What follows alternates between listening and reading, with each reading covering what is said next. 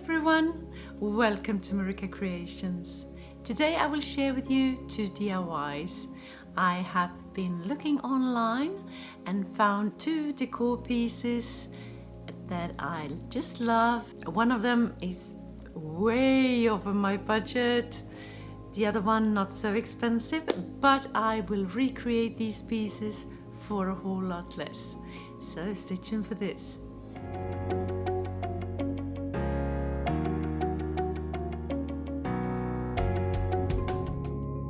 For my first DIY, I saw this wood slice on a metal base for 360 euros. I can do that a lot cheaper.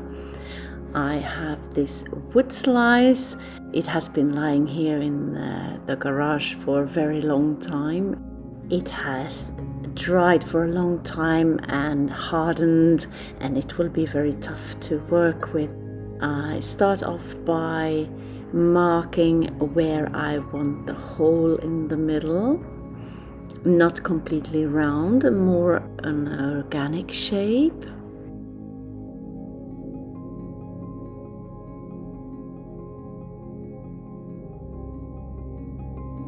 I drill a hole big enough for my jigsaw to fit in there. It was so tough. I really pressed, and you see the smoke coming there, and I asked my husband to do the rest there. So tough wood, but eventually it worked. And then it's time to cut it out with my jigsaw, and that was tough as well, but I managed. This video is also part of a challenge, CHIC for Cheap, and it is hosted by Christi over at Christi Creates. And if you're not familiar with Christi and her channel just yet, jump on over right after this video and check out what she has to offer. I will leave a link down in my description box to her channel, along with a link to the playlist of this challenge, so you can get loads of inspiration. I have taken my electric sander and sanding off both sides of the piece. As you can see, we made a second piece of a smaller slice there that my husband is working on at the same time. It doesn't have to be perfect or anything, but a little smoother surface. That's what I'm after. I'm also trying out another power tool for the first time with the guidance of my husband, and this one sort of slices off a thin layer of unevenness on the surface. Very good. And now it is time to drill the holes for my metal rods to fit in there. First with a smaller drill bit and then with a larger one. And these are the metal rods. They look like that and they fit perfectly in there.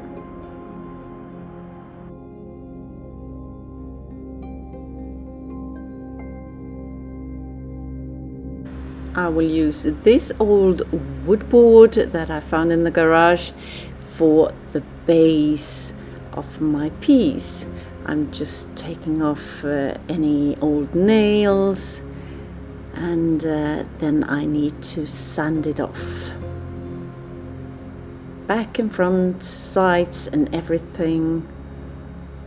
And it looks quite good when you're sanding off all the dirt and ugliness on the surface. But I like it rustic. It should be a rustic piece.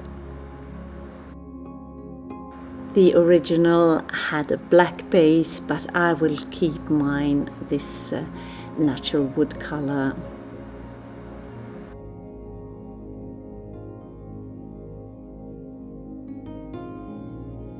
My husband is drilling holes in this base piece, same distance as on the wood slice. Spray painting the metal rods in a matte black spray paint, and I am painting the inner circle there with a golden color, not too bright, not too shiny, and I will paint in the crack there as well to accentuate it, putting pads on the bottom of the wood board so it won't scratch the surface it will sit on.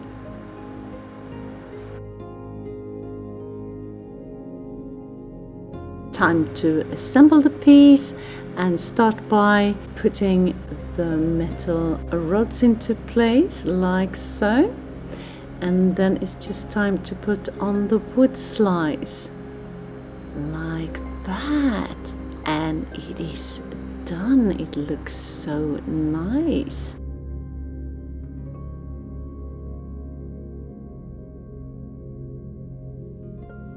Here it is on my kitchen counter, looking stylish, I think.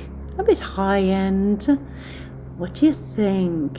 Rustic, a bit industrial with the metal dowels there.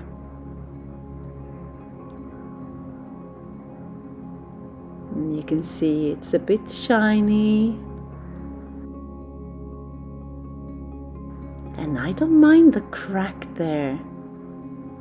I actually think it adds to the piece some visual interest.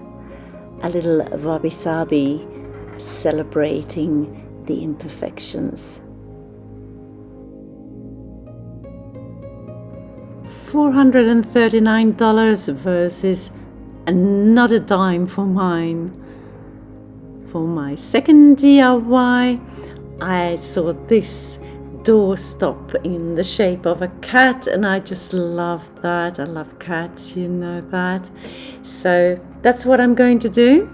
It was not that expensive, like 13 euros. So I start off by folding a piece of paper, and then I'm drawing half a cat to get it to look a bit symmetrical in the end.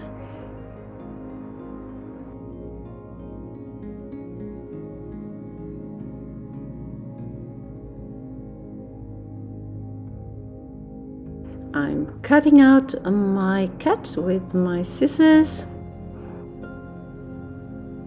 and hopefully it will look good. And it does, doesn't it? And now it is time to cut out the tail. First to sketch the tail,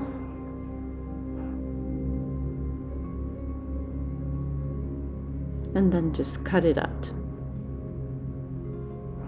And this will be a no-sew project. If I were to sell this, I would sew it together for it to hold better. And I use this fabric. It's a kind of jersey stretchy fabric. I chose green, my favorite color.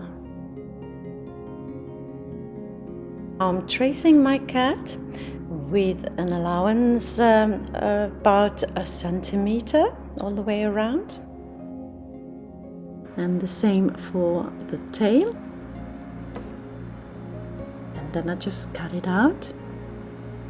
If you're new to my channel, hi, I am Marika, and on this channel I do lots of DIYs, thrift flips, trash to treasure, a renovation of my home, some pottery, some painting, anything creative really.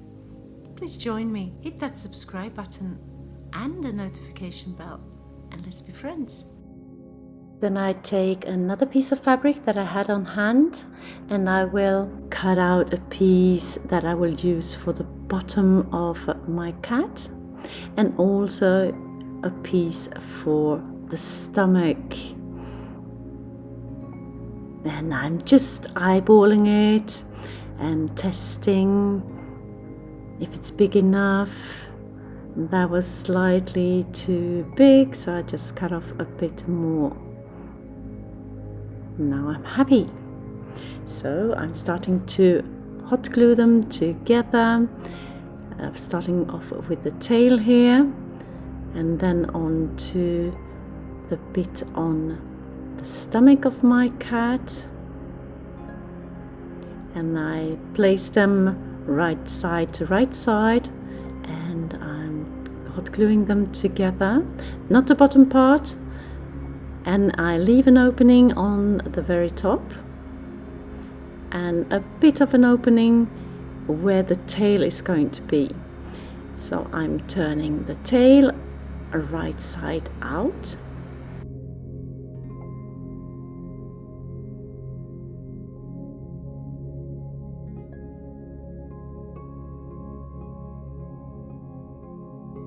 Then I take some pillow stuffing and put it into the tail, like you see me do there. Just fill it and put it aside for the time being. And now it's time to put the bottom into place, right side to right side.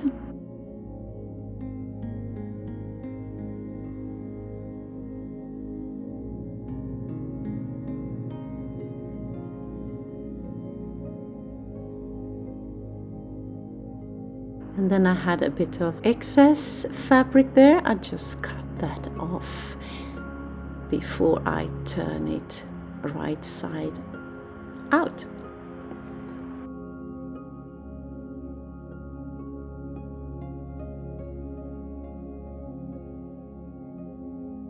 I left a hole on the side there where I will put my tail, or not my tail, the tail of the cat, like so. Just close the opening. And that is done. Now it's time to put the heavy stuff in, and I just put a plastic bag and I just put it in there before I filled it, because it will not fit into the hole otherwise. Just filled it with enough sand to keep it heavy, and then I filled the rest of my cat with more pillow stuffing.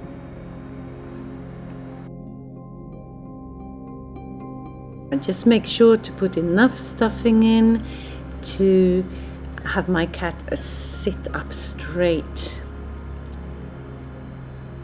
And when I'm done, I hot glue the opening on the head shut.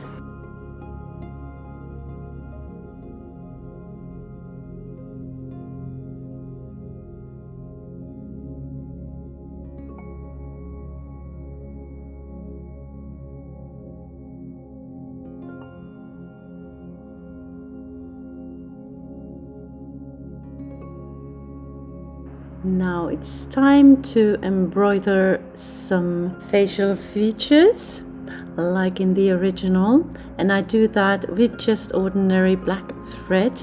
I didn't have any yarn, that would have been better, but I took 4 strands of this thread to make it thick enough, and this is the nose I'm working on now. And I will also put on some whiskers and the eyes.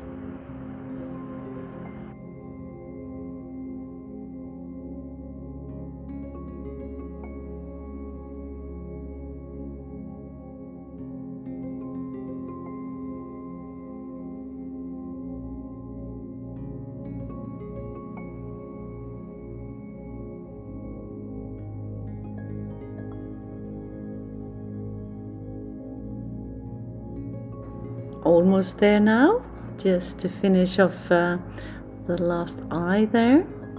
I think it starts to look cute now. Now there are a few tiny pieces left to do on my doorstop here. With some burlap ribbon, I will make a cute little bow for the cat. Just fold it, cut it off, and then tie it together in the center with a smaller jute ribbon.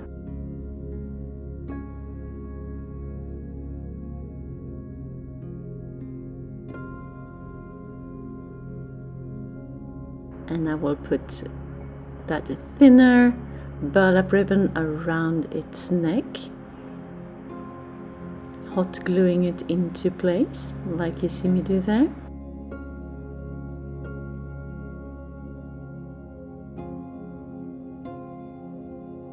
And then it's time to finish off around the stomach area there. And I have some lace ribbon that I'm just hot gluing into place.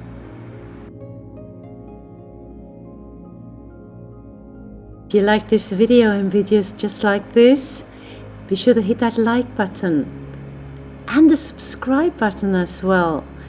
There are loads of inspirational videos in the making. Here it is, my doorstop, looking adorable. I just love this. Tell me, what do you think? Did you have a favorite of my creations today?